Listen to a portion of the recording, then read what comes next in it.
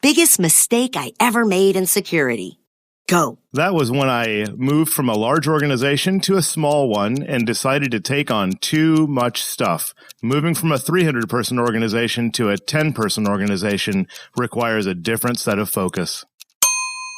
You're listening to CISO Series Podcast, recorded in front of a live audience.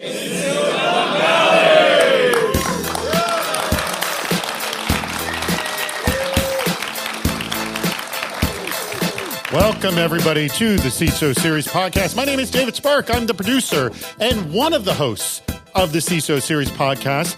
The other host is sitting right next to me. His name is Mike Johnson. He's the CISO of Rivian. Let's hear it for him.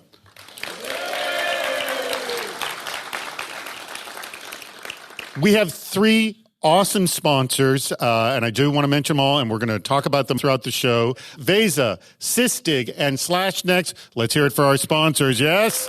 Yay! So that applause you hear is not canned that I downloaded from YouTube, but rather an actual live audience, because we are here at the ISSA Silicon Valley San Francisco chapter event in Microsoft's offices in Mountain View, California. And it's pretty darn nice here, Mike. This is a nice spot. Earlier, our guest referred to this as a really nice home theater space. Yes. And this really nice home theater space. But yeah, this is great. That's assuming you have hundreds of family members. If you've got, for your closest 100 family members, this will be an amazing home theater space. Yes, it is. And there's no echo here because we just did a whole slew of live shows. I just did like Las Vegas and Miami and Los Angeles, and especially like these big, huge like ballrooms, huge echo in it. But this place, it's like they knew what they were doing when they set it up. Yes, yeah. It's like, so they did. It's quite impressive. All right, we're going to get this show on the road because we got so much show to pack in. So we're going to get done with the kibitzing. I want to introduce our guest who's been on the show before. He is the CISO for DocuSign. Big warm round of applause for Kurt Sauer.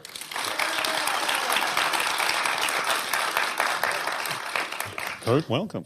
Glad to be here. It's wonderful to be back on the show, and it's lovely to see so many people out here in Silicon Valley. What do you think of this vendor marketing tactic? Recently, one of our CISO friends got hit with a high-profile cyber attack. It's a rough time for this person, and they are in the thick of it. So, of course, what better time to spam their inbox and LinkedIn accounts with sales pitches? And this CISO forwarded me some of the actual pitches, and I'm going to read a few of them for you. Quote, "I can only imagine how busy you must be in light of the recent incident. I wanted to reach out and share that our solution boasts an impressive 99% success rate in preventing phishing clicks." Another one, quote, "I saw you guys had a recent cyber attack. Sorry about that. I thought you'd be interested in hearing our cloud-based da-da-da-da-da." And here's one more. "You're definitely busy now. We're launching a CISO podcast series. Not mine. Let me just stress this. Not mine. We're launching a CISO podcast series and would love to have an episode with you. Get some good PR for you and your company."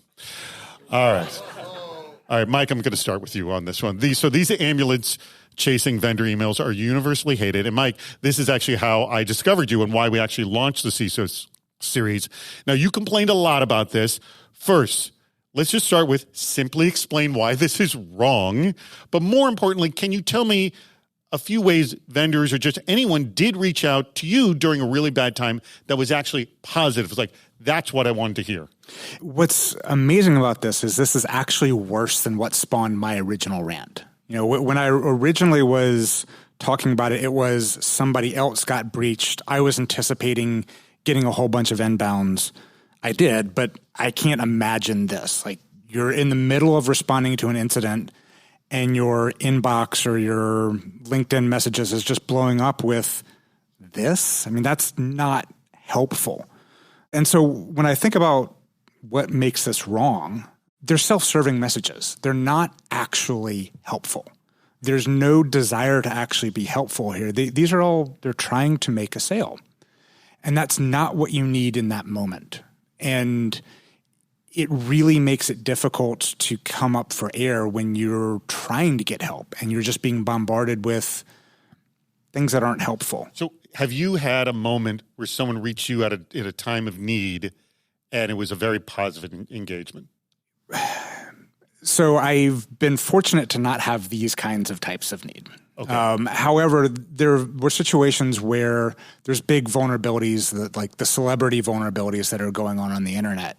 And while it isn't helpful in the moment to have that initial contact and they're able to say, well, here's a little bit of what we're doing. Here's a little bit of useful information that you can apply. It's not a sales pitch. It is genuinely helpful. Whether or not it's actually helpful in the moment, it can be, but it's something you remember. Yes, the thought actually counts. All right, I'm throwing this to you, Kurt. If you had a nasty incident for which someone hit you and just got you, just made a good positive comment, maybe not necessarily, but just the right thing at the right time. They said the right thing. And what was it? Yeah, so I think we have had one incident. I was working for a pretty heavily regulated company at the time, and we had a multi-company incident that happened. I was kind of involved in the periphery, but I definitely had a communications path to deal with some of those regulators. And we had vendors, not only vendors, we had CISOs at vendors reach out and kind of offer support and guidance. They were people who were vendors to us, but they were not talking to us in a sales pitch way. There was one in particular, one infrastructure vendor who came back and said, we just wanted to share with you because we know you have a problem like this that happened to one of our other customers. They didn't name them, but it was actually really helpful, like instructional information for us. So it gave us a new kind of view, and it was not a sales pitch. I think the key is they weren't selling something. They were actually trying to help, and I think that's what makes the difference. Let me throw out this other thing, because there's a lot of salespeople that just want to be seen as positive. They don't want to be nagging, but they may not have that knowledge. And I'm just throwing this out there. Would this be appropriate? Like if you're really in the thick of it, working, 16-hour days, would it be appropriate for them to just like send you a DoorDash coupon and say nothing else and just say, I hope you make it through this? Or would that be inappropriate? I think that'd be weird. Okay. I don't know. Because I mentioned it once to somebody. No, what I think they can do is actually, they may not be able to themselves help, but maybe they've got a white paper that they can hand off. Or here's a link that we've seen that's been helpful. Or it could just be a genuinely, I've heard you've had a rough time, thinking of you. The term is, sending you hug ops. That could actually go a long way. And that's it? That's it. Could this possibly work? Now, I've brought this up before, and this has to do with something that Sunil Yu, who is a longtime CISO himself, it's a job of a CFO to spend money to drive value for the business. Shouldn't the CISO be doing the same thing for IP, aka intellectual property? This is what Sunil Yu suggested. So we've read far too many stories of the dangers of putting personal information into ChatGPT. Don't do it, screams the warning. But tell your staff not to do it. Once it's out there, it can be used by anyone. But not all IP has the same value. Some is worth $5 and some is mission critical that you would never want to spend/invest, and there's plenty in between. So in an interview I had with Sunil Yu, he suggested that the CISO has the opportunity to extract value out of generative AI for the business if they look to spend IP just like a CFO does with money. I'm going to start with you on this one, Kurt. Do you agree with this philosophy? And if so, what could be some effective ways to invest IP with generative AI to actually create value for the organization?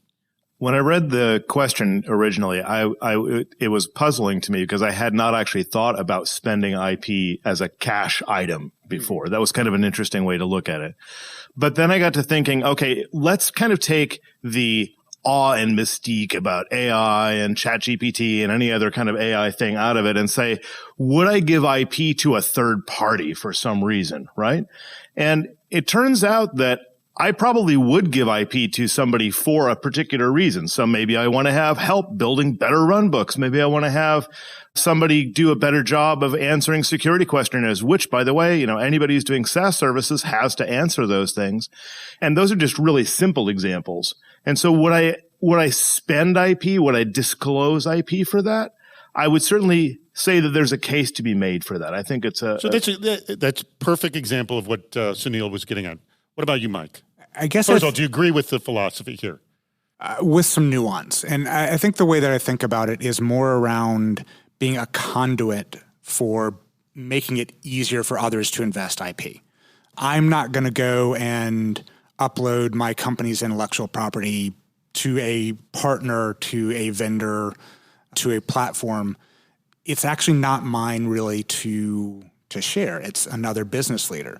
But if I can give them the opportunity to do so safely, a great example I think about this is providing the paved path using one of the generative AI platforms that has actually been made safe.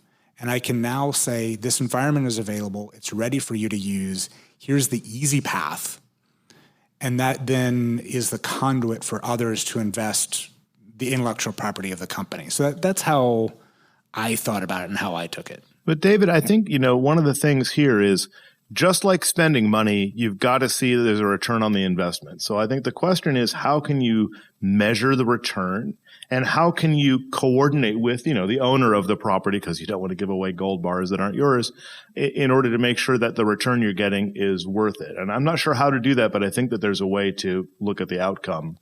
I'm going to jump to an audience question that I usually save for the end, but this is relevant to what we're talking about. And this comes from Jason Quiles of SlashNext, who asks, what's one thing you've heard or seen in AI that's actually getting you excited? So, I mean, there's endless buzz, but let me boil it down. Let's close this segment out. What's one thing in AI that's actually getting you excited, Mike? So we've actually been looking into our own internal use of generative AI for my own team. We developed an in-house tool where we were looking at our own APIs, trying to understand exactly what they do, and build a series of regexes and simple string matches. But then when it falls through, we actually make a call out to generative AI to say, hey, what does this thing do? And it's been right every time we've asked that. So it's really helped us understand the purpose of a particular API. And once we understand the purpose, we can better secure it. Kurt? And I think for us, I'm really excited about trying to use generative AI to help us understand the sprawling mass of security addendums that we have with vendors, right? I mean, every contract has to be redlined, and you can get control of it when your company gets bigger. But, we have a legacy, and I think a lot of companies do. This helps us understand what's our exposure, or where are we having gaps that we didn't see. Who's our sponsor this week? So we have 3 phenomenal sponsors, and let me start off with one, Veza. So 75% of breaches happen because of bad permissions. Traditional IGA tools don't really help because they only analyze users and groups. If a group is labeled as read-only, in fact, grants permissions to edit PII data. Traditional IGA tools wouldn't catch that. So Veza is actually the next generation IGA platform that lets customers visualize and control who can do what with their data. Veza manages individual permissions across all cloud, on-premise, and hybrid systems and apps. The platform supports the full life cycle of identity management, from creation to monitoring to reviews, integrates with any system via API, and offers hundreds of out-of-the-box integrations with platforms like AWS, GitHub, Salesforce, SharePoint, and Snowflake. So Expedia, Intuit, and Blackstone, they all use Veza to find and fix bad permissions and streamline audit prep, entitlement certifications, and user access reviews. You want to learn more about it? You got to go to their site. That's Veza.com, spelled Veza.com.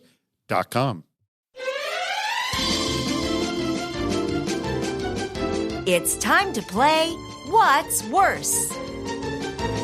All right, what's worse? I've been actually pretty excited about this what's worse scenario, Mike, because this comes from Osman Young, who is actually a pseudonym. Okay. It's not his real name. He worked for C-Tech Astronomy. So for those of you familiar with the movie Sneakers, you would know that not real reference. I'm going to just say this. For those of you who are not familiar with what's worse, there are usually 2 scenarios. They're both bad. You have to decide between the 2 which one is worse. And give me some time. This is a long explanation. I'm just going to say this. You are familiar with these 2 scenarios, and in fact, you know the outcomes of both of these scenarios. In fact, I'm going to go so far as to everyone in this room knows these 2 scenarios and the outcomes. Okay. Hang tight. Okay. Here we go. You'll see where we're going on this. You are the administrator of a large space station equipped with a super weapon that could completely shift the balance of power in the galaxy to your favor. What's worse? Here's the first scenario. This is the first iteration of the space station. It was discovered shortly after go live that a malicious insider embedded a vulnerability in the station's design. If exploited, it could cause the entire station to explode. However, the vulnerability is not publicly known. It would only be discovered by an in-depth analysis of the station's architectural plans. These are stored in a secure vault with a highly secured military facility with multiple layered physical and technical controls. Furthermore, even if the vulnerability became known, the station is protected by numerous layered compensating controls that would make exploitation extremely complicated. Senior management chooses to accept the risk. See where we're going with this, Mike? Okay. Scenario 2. This is the second iteration of the space station, rolling in lessons learned from the first station. It has been re-architected to eliminate the original vulnerability. The station is currently under construction and is not ready for go live. However, the organization's senior management has carefully crafted a plan that, if successful, could shift the balance of power in the galaxy to their favor. So they pressure construction teams to make the station operational as soon as possible. Since the station is not complete, there are numerous known and unknown vulnerabilities that could present severe risks to the station. But the station has the compensating controls of an impenetrable shield and fleet of ships that will respond to any such attack. Senior leadership feels the risks are acceptable and moves forward with the plan. Mike, what's worse? I got nothing. You got no. Don't. No. This, all right. Yes. Do you know the story? Are you familiar with this story?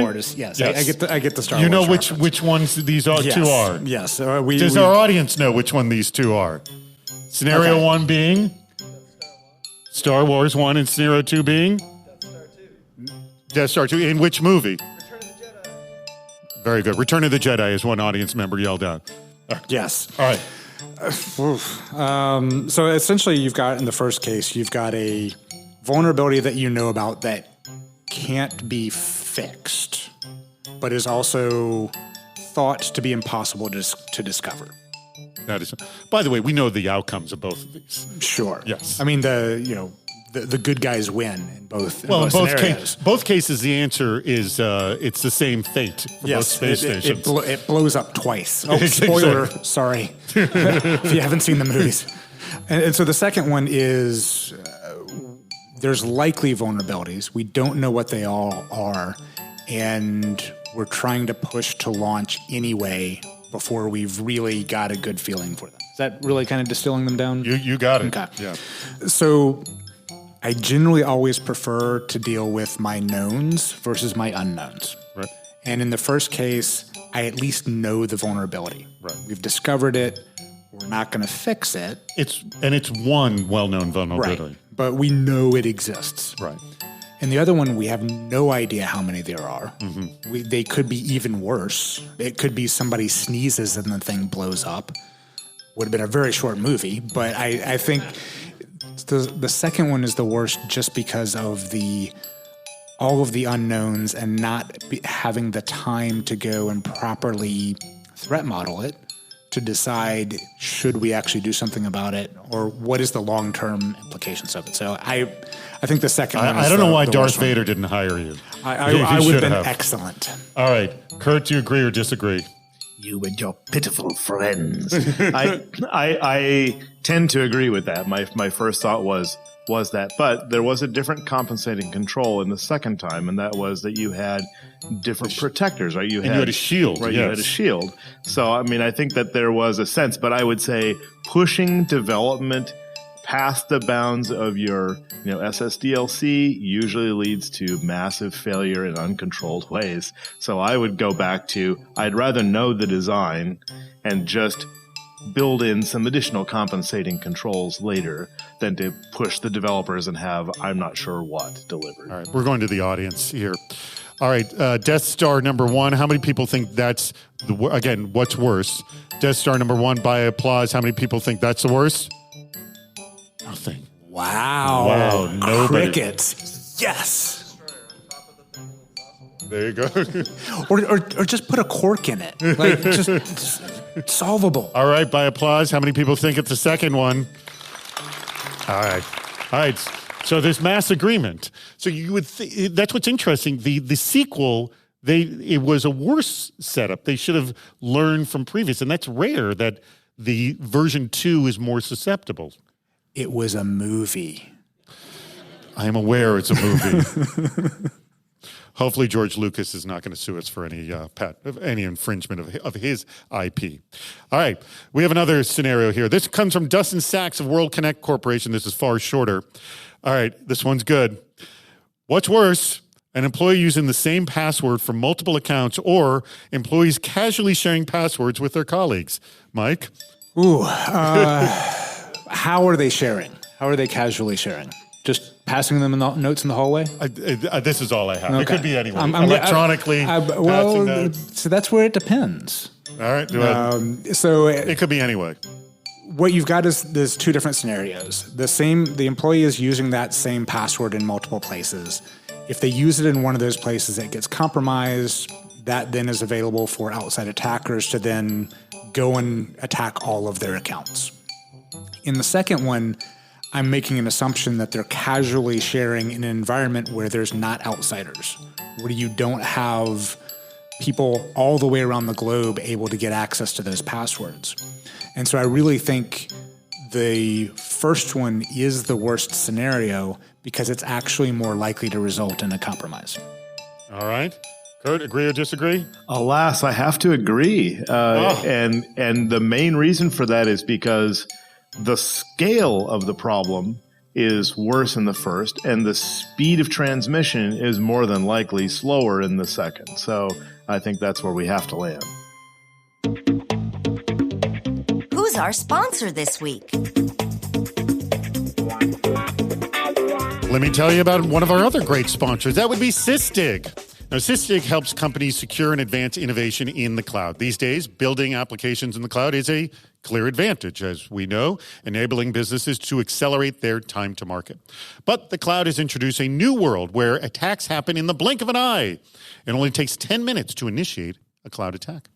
As a result, security teams need better visibility to prevent threats and move faster to detect, investigate, and remediate attacks. They have to protect the business without slowing it down. But how do they cut through the noise to identify and prioritize real risk? That's where Sysdig comes in. So Sysdig actually strengthens cyber resilience across the cloud-native lifecycle by reducing the attack surface, detecting threats in real time, and accelerating incident response. 3 key items. They bring a risk-based prioritization to reduce vulnerability noise by as much as 95% and can help businesses stop cloud attacks in real time. In the cloud, every second counts. So to secure every second, go check them out. Go to Sysdig, that's SYSDIG, sysdig.com/CISO. Are we having communication issues? Can company leadership become a cyber risk? So we talk a lot about the importance of creating a cybersecurity culture within an organization, but even if the structural elements of that culture are in place, humans still need to act on it. Tyler Farrar and Gianna Driver of Dark Reading wrote up some examples where they can be good intentions that fail because of culture fear. So, for example, a direct report feels uncomfortable talking to a manager about risky behavior, or management is damaging relationships with employees to the point they become insider threats. So, Mike, how do you see these behaviors, and how do you account for these risks that are actually introduced by leadership? And do you agree? Well, just the other day, I was actually discussing the example of phishing your own employees. And I know you're not a fan. I'm not a fan. He's mentioned this many times. That's actually an example of leadership becoming a risk. You're disincentivizing people from reporting. They're embarrassed to report. They're embarrassed to bring up something because they are worried that they're being tested. And so that actually is an example. But and you know, you make up a good point. I mean, think about just in our own schooling. Nobody shouts, they take a test and the 2 items they get wrong. They don't shout, hey, these are the 2 I got wrong. They don't get excited about that. Yeah, and ultimately you want to encourage people to see something, say something across the board. And that goes along with the idea of anti-retaliation policies that most companies have. If you think about, step outside of security for a moment, you encourage people to report, hey, there's a loose wire over there, or there's some spilled water that someone could slip on, and you encourage that reporting. But if you report a thing, and then the first thing that happens is your own management gives you a hard time for that and tells you don't report that thing, then it's actually going to make it less likely for you to do that. And it's normalizing the behavior of not reporting. And by the way, can I throw out, because traditionally the way the phishing programs work is if I were to fail a certain number of things, I essentially get penalized with more training. That makes it even worse. Yeah. Yes. And they don't see it as, quote, penalized, but to the recipient, it feels like that. Kurt, you're nodding your head. Yeah, I mean, I would just say that also you need to think about what the incentive structure is. So yes, management, I was nodding heavily up and down at the beginning because yes, I think management can induce a communication breakdown. But I also think that when you see problems, it's sort of like, it's like a quality control problem. You were using a different example, but I think it's the same idea. When you are building a thing or you're operating something, you want to make sure you're doing it in a quality way. And when people aren't doing it in a quality way, you need to find a way to make sure that they understand, how to do it properly without it becoming a penalty. And the biggest complaint that I get is security training tends to be, large blocks of blobs that, that get laid down and nobody remembers them afterward. And I think the people who are moving towards a micro training and small incident of connection are really, they're the vanguard. I think that's where we need to go. Now, the phishing thing is probably the most obvious example of this. Is there another example where leadership actually gets in the way? Well, for me, I would say yes. I think clearly there are fears of revenue loss and reputation damage and all the other bad things that can happen. And so I think that there are in some quarters, there's some instinctual desire to suppress any bad news, right? And so people don't want to share for that reason. And I think that our job as security leaders is really to up-level that conversation, talk about what the value that transparency gives to all of us and also gives to the business and our customers and our suppliers. How can we improve this pitch? Mike, if we had a Mythbuster series for security solutions, which would be the first thing you'd like to see busted? And I know you've got a long list yourself, but let me mention some of the ones that I saw on the cybersecurity subreddit, because this was a hot discussion. A sales rep tells me our leading edge SIM has AI built in for advanced threat detection. Another one said anything pitched as seamless integration. So, Mike, are these myths just marketing bluster, or do these vendors actually drink the Kool-Aid with some of these, like they truly believe it? I think to some extent you have to believe your own Kool-Aid. That's part of your job. But at the end of the day, when I think about these, I zoom out a little bit. The myths that I think about are soft cost savings and return on investment for security products. There was a rash several years ago of automated SOC solutions of, we'll do all of your tier one SOC for you with this piece of software. And you can, fire your SOC team? It was never very clear what they were trying to sell. But the reality is that never worked out. But then there was also the idea of, if we save every employee 1 minute per week, how much money are you going to save as a company? Also doesn't work. And yet it still is a method that people are trying to sell on at a more higher level. And then return on investment, security products, security solutions, you're generally not making money off of them. They do not have a positive return on investment. These are risk reduction. They are not helping the company make money. And so this idea of you'll get this massive return on investment. I'm going to argue on that one. That's kind of a glass half empty attitude, because a lot of security people would say, well, I'm allowing you to generate revenue by keeping essentially the income stream flowing. That's revenue protection. Yes. Which is different than creating revenue. That's true. So that's the difference. All right. Okay. I certainly bought a lot of single panes of glass over the year. That's for sure. Is there one that you liked, or one that you're like, I tried to like it and I just couldn't? Oh, careful. And again, don't mention any names. No, I would just say, I think when vendors come, or even when they're really trusted vendors and you're working with them for a long time, I value when people will come and say, this isn't actually going to solve everything, but it's a good tuck in to other things that you have, as opposed to saying, we can replace all the other stuff, because the uplift cost of that is really high, and you have to recognize that. All right. There's got to be other ones because Mike, in fact, you used to post about these all the time, about things that would drive you crazy. It was what grinds my gears with you. Well, a lot of those were just ad hoc in the moment. I know. Yeah, it's just, this is something I'm going to go rant about. An inbound email would come in, would set you off, right? That was pretty much how it would go. But the single pane of glass is a great example. I think one of the other things that we've seen a lot is this concept of shift left for security. And conceptually, it makes sense. The actual practice of it is one of those that I think might be a little bit myth-busty to think about. We'll reduce the false alerts a little bit, right? Oh, yeah. Thank you. No false positives. No, okay. But that's an interesting thing, because I see the internet awash. This isn't just isolated to security, but the internet awash of advice, 10 tips to do this, kind of listicle type things. But it's like nobody operates that way in a sort of a perfect way. Like, I remember, because my wife and I used to work together, and there was this thing, it's all these articles about like how couples can work together and stuff. I was like, this is BS. Nobody operates like this at all. It's not realistic. And one of the classic lines is, leave the work at home. You don't, everyone's personal and business life is always intertwined constantly. Yeah, I mean, the whole idea of work-life balance and security is maybe a myth that could be busted. That's not really a thing. All right.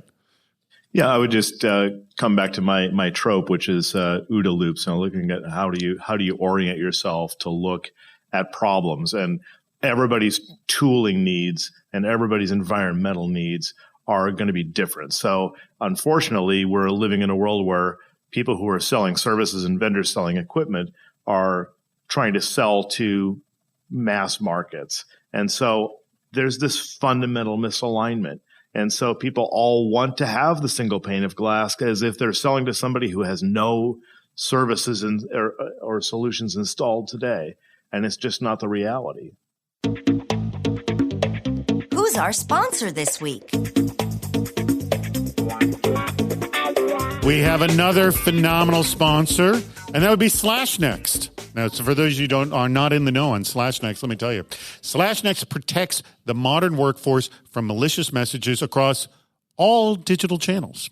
So SlashNext Complete integrated cloud messaging security platform utilizes patented generative AI technology with 99.9% accuracy to detect threats in real time to stop zero-hour threats in email, mobile, and web messaging apps across Microsoft 365, Gmail, LinkedIn, WhatsApp, Telegram, Slack, Teams, and pretty much any messaging channels you can think of.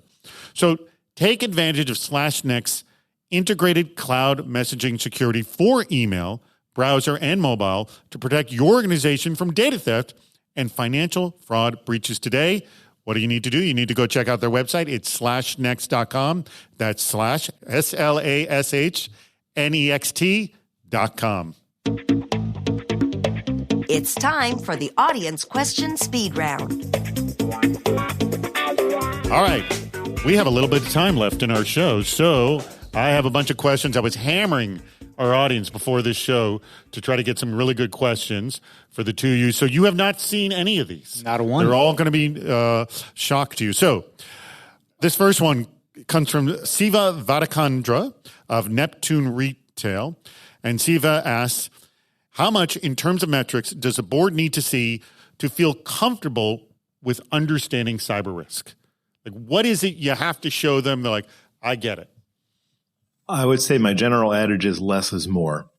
I would say also that I've looked at like books of pitch decks of people, CISOs who have contributed information in sort of like board examples. And almost universally, there's just too much data. When I talk to board members, they say there's too much data. It's not actionable for them. The problem is that it's really difficult to take that data, distill it down to some numeric value that they're going to go like, yeah, we believe this. So you really have to find some approach that creates compounded metrics of some kind. And while we may not like that, it is something that is going to help drive an actual discussion, which is really what you want to be having with the audit committee, risk committee, board, wherever you're reporting. The only quick thing that I'll add to that is every board is different. There's no right answer to this question. It definitely depends on your board, and you should talk with them and ask what they're interested in. Good answer from both of you. You both get a point. The metric has to drive a conversation. I thought that was a good line, and everyone is different, like a snowflake. All right, this one comes from Himan Muthyala, who's CISO over at Span.io. What is one thing you ask when users ask, can I use this technology, this thing in product development? So they ask you that, what can I use this? Why? Because it'll help me allow me to do this. I need to understand the reason. What is the business purpose for the thing that they're needing to use? And if I don't understand that, I can't give them any advice whatsoever. Just because it's a shiny bauble is not a good answer. And you can actually learn a lot when they give you the answer to your why question. And what kind of good, valuable answers do you hear to why? Well, it saves us money, or it gives us more sales. I mean, those are really excellent answers to the why I need to use this tool. That is a good answer. Anything to add to that, Kurt? Nothing to add, except I think it's important to look at what other tools are already out there and see if there's duplication so you can help guide them in the right direction. All right. From Seaway Dodge of Checkpoint asks the question about the platform and best of breed question. What type of environment would a CISO have where platform makes a good decision to go in that direction, or best of breed makes sense to go in that direction? Either one of you jump in on this.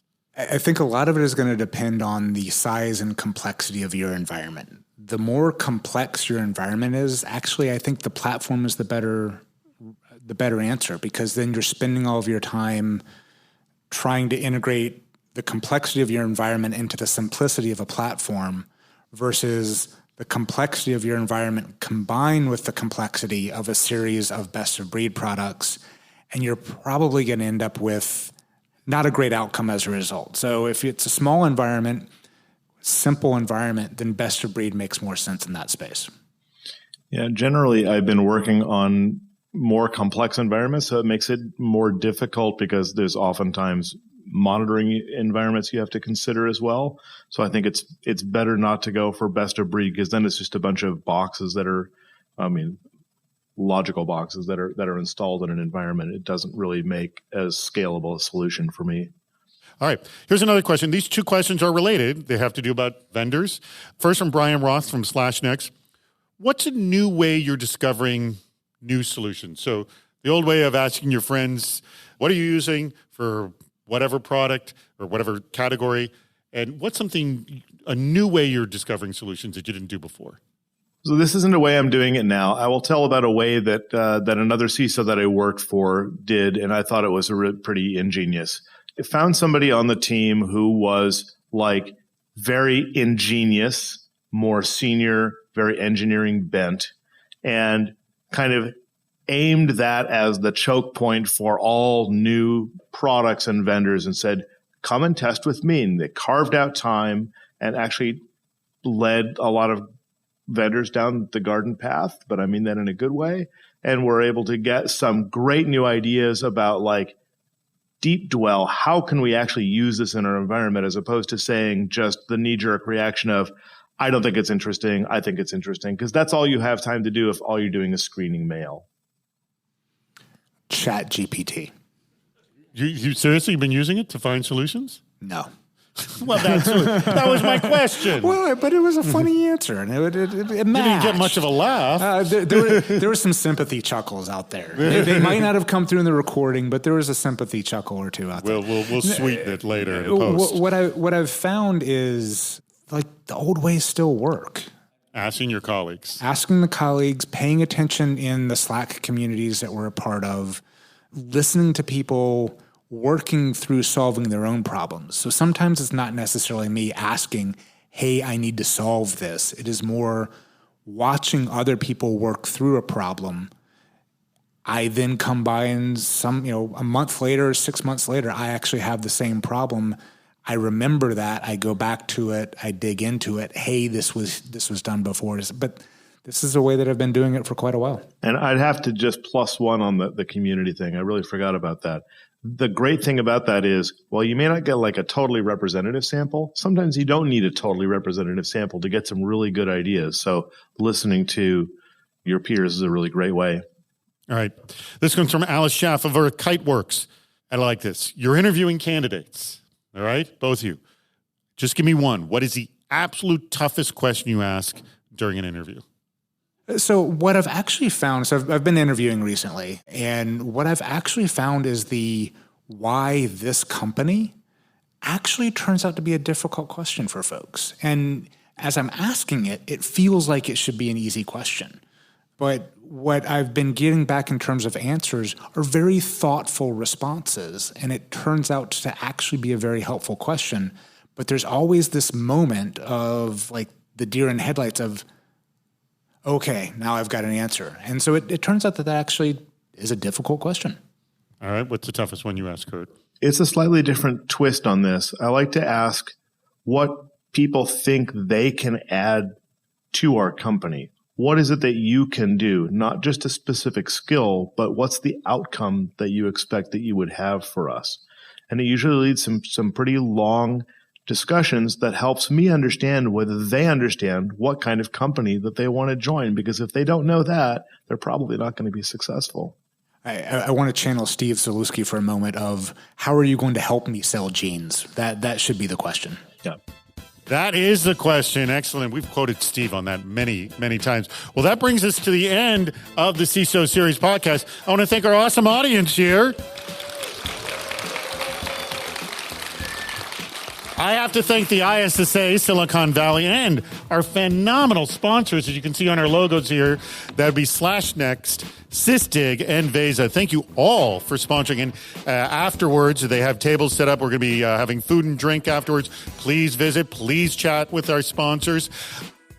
And also I want to thank Microsoft for hosting us in this absolutely beautiful theater. We absolutely adore it. Any last words from both of you about topic of discussion, the crowd, the environment we're in? Anything you'd like to say? I do want to say that this has been an amazing crowd. This is easy pandering, but the reality is y'all have been active, involved. It's been great getting the energy from y'all. So thank you all for being here. For the folks listening at home, you should come to a live tape. These are awesome. We do have live shows. In fact, I think we're going to there's a small event happening in La Jolla, California, but I just did a string of live shows. So we don't have much more, but we got one coming up in January in Clearwater, Florida as well. They'll come around. They'll be around next year, so keep an eye out for them. We did a ton this year. We did a ton. Any last thoughts, Kurt? Yeah, I've just been doing a lot of research recently on the incident command system and how that can have some applicability to the cybersecurity space. And there's some graduate research out there. It's pretty interesting stuff. So if you're interested in seeing how that might apply in a larger cyber case, look it up, incident command system. Well, thank you very much, Kurt. Thank you very much, Mike. And thank you to the ISSA. And thank you, audience. We greatly appreciate your contributions and listening to the CISO Series podcast.